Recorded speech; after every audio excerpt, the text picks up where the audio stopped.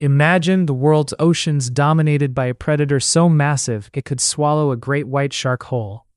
For years, we believed the Megalodon was simply a giant version of the sharks we see today. But 2026 has brought forward a chilling new reality that is going viral across the scientific community. This beast was not just a mindless killer, it was a biological marvel that was eventually destroyed by its own success. 60 feet long with teeth the size of a human hand, the Megalodon ruled the prehistoric seas for millions of years. However, recent fossil analysis has revealed a shocking twist that changes everything we thought we knew about the king of the abyss. The Megalodon was warm-blooded. While this gave it incredible speed and the power to hunt in various depths, it came with a devastating price. To keep its massive heart beating and its body warm in the freezing depths, it required a staggering 100,000 calories every single day. Think of the Megalodon as a biological supercar. It was the fastest and most powerful thing in the water, but it had a fuel tank that was constantly running on empty. It survived by hunting massive whales, which were essentially floating blocks of fat. But then the world changed. The oceans began to cool, and the great whales migrated to the freezing polar regions where the Megalodon's massive warm-blooded body simply couldn't follow without losing too much energy. As its food source moved away, a new rival emerged, the ancestor of the modern great white. These smaller sharks were more efficient, they needed less food and could survive on smaller prey. The Megalodon, trapped by its own massive size and metabolic demands, began to starve. It was too big to chase small fish and too warm to stay in the cooling currents. The scale of this creature is hard to visualize even with modern technology.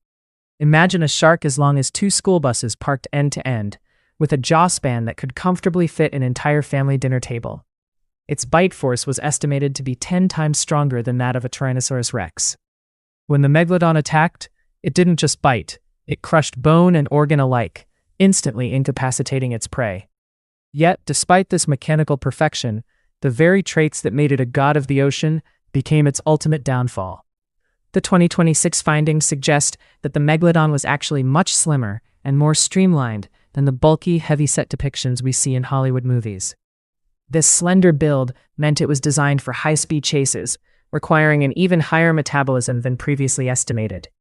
It lived fast and died because it couldn't slow down. The tragedy of the Megalodon lies in the transition of the Pliocene epoch. As the Earth's plates shifted and the Isthmus of Panama closed, ocean currents were redirected, causing a global cooling trend.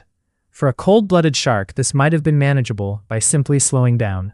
But for the Megalodon, whose internal temperature was nearly 10 degrees Celsius higher than the surrounding water, the cooling ocean was a death sentence.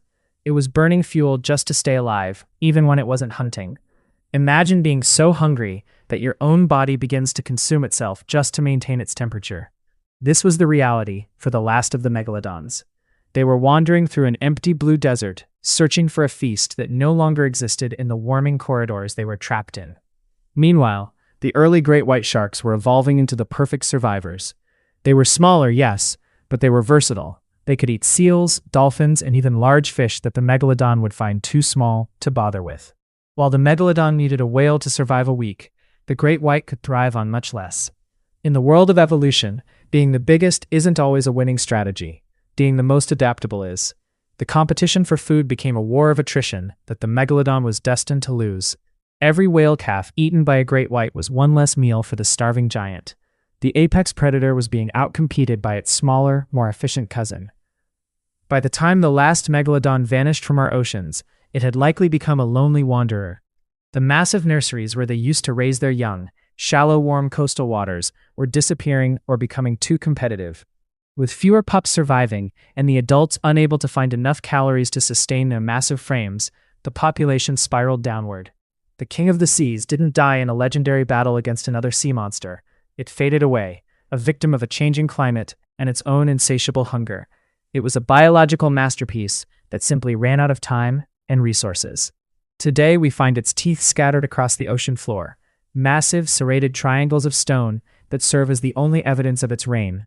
These fossils are reminders of a time when the water belonged to a monster that was simply too powerful to survive. The viral fascination with the Megalodon in 2026 stems from this very irony, that the most terrifying creature to ever live was brought down by something as simple as a lack of food and a slight drop in temperature. It forces us to realize that no matter how high we sit on the food chain, we are all ultimately at the mercy of the planet's delicate balance. This isn't just a story of a shark. It's a warning of how even the most dominant creatures are at the mercy of the environment. As we look at the skeletons and the scientific data, we see a mirror of our own world, a reminder that in the face of a changing climate, even the strongest can fall if they cannot adapt to the new rules of the game. The Megalodon remains the ultimate symbol of prehistoric power, but its true legacy is its vulnerability. The ocean still holds many secrets, but the story of the Megalodon's metabolic curse is perhaps the most haunting one of all, proving that sometimes being the biggest and the baddest is exactly what leads to your end. Every time we look at the ocean today, we should remember the giant that once carved through these waves, driven by a fire in its blood that eventually burned it out. Its ghost still haunts the deep, not as a monster, but as a lesson in the high cost of dominance.